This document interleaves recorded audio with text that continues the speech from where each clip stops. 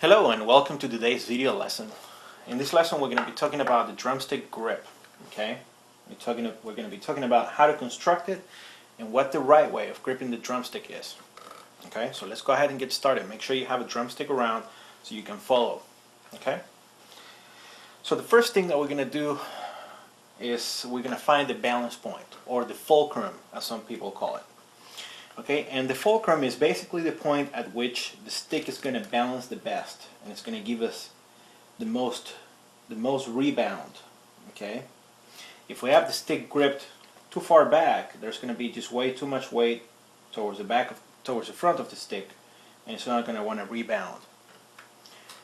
If we have it too far forward, then there's going to be too much weight on the back, and the motion is not going to be efficient.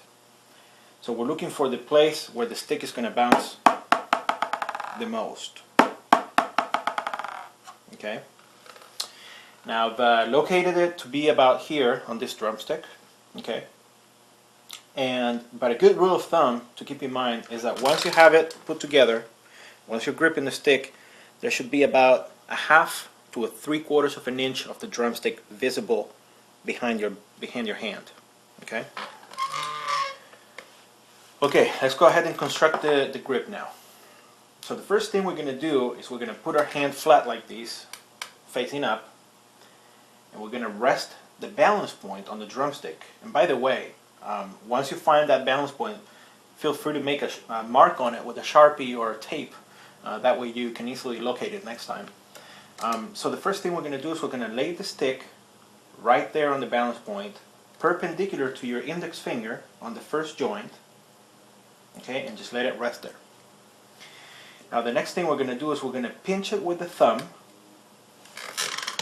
and the thumb is going to be lined up with the direction of the drumstick. Okay, and then finally we're just going to gently wrap around the remaining 3 fingers around the stick. Okay, and this part of the grip should be very relaxed, and so don't put a death grip on it. So just keep it nice and light. Still in contact with the stick. It shouldn't be too loose, but it should be just lightly in contact with the drumstick. Okay? And then you're going to end up with something that looks like this. Alright? So it's kind of like in the direction when you shake somebody's hand, kind of like that. Okay? So that's where we're going to have the drumstick. And now for the other hand, you don't have to go through the same process of finding the balance point, because it's the same for both sticks. So just match it. Okay, so just match your grip from your right hand, or your left hand if you're left-handed and you did the left first. Okay, and just match them, and that should be just perfect. Alright, so now you end up with these, and the sticks are kind of like parallel. You see that? They're along the same axis. So now the last thing you want to do is you want to rotate your hands outward, okay, until the top of your hand is horizontal, parallel with the ground. Okay, and the reason we want to do this is because if you have them rotated like that, then the wrist is moving along its intended axis of rotation. Okay, you still have some movement this way, but it's not nearly as efficient and comfortable. The wrist is really designed to move along this axis most of the time. Okay, so by rotating the hands outward, now you allow your wrist to rotate along that axis. Okay, so remember, you have the grip, and then rotate your hands until they're horizontal. The top of your hand is horizontal, parallel with the ground. And when you do that, you're naturally going to end up with about a 90-degree angle between the 2 drumsticks, and that's how you know you've done it right. Alright, and then additionally, make sure that you have a gap between your index and your thumb, because that's a mark of a relaxed grip. If you have a death grip on the drumstick, if you're grabbing it really tight, you're going to end up without a gap here. Okay, so whenever you see that there's no gap, that means you're gripping the stick too tight. Okay, so as you relax it, now you end up with a gap here. Okay, you should be able to put the drumstick in there easily. Alright, now there's one last thing that I want to talk to you guys about, and that is the proper focus point for the grip. And for years it has been this, the pinching of the index and the thumb.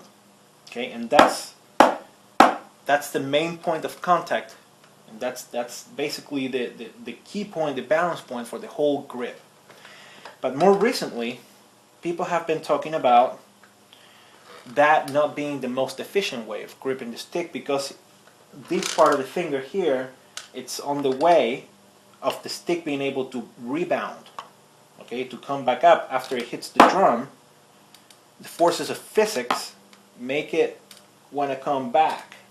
And if your index is in there with a strong grip, your index gets in the way and the stick can only come up to about here.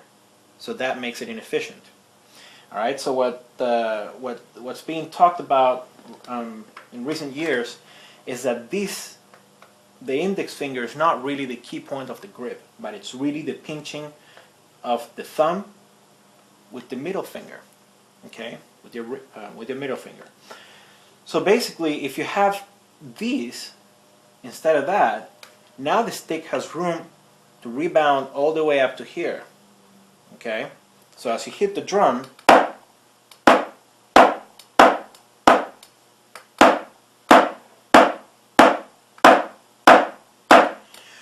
the stick can now rebound, okay. So I still want you to construct the grip in the same way we just discussed, but what I want you to do is to keep a very light touch with the index finger on the drumstick. You're still going to have it in the same place, but I just want you to feel and think about your grip being focused on the pinching of these two fingers rather than these two, okay, and just keep this finger very loose. So there shouldn't be any tension on your tendons here. So this finger is just resting on top of the stick for control. But really,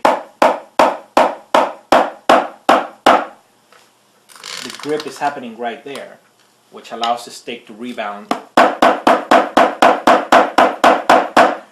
more easily. Okay, well, thank you so much for watching this video. I hope that it helps you in your drumming, and feel free to come back to it later on. As we get busy studying other subjects, the grip kind of like starts to migrate towards the back of your head, and don't really think about it too much.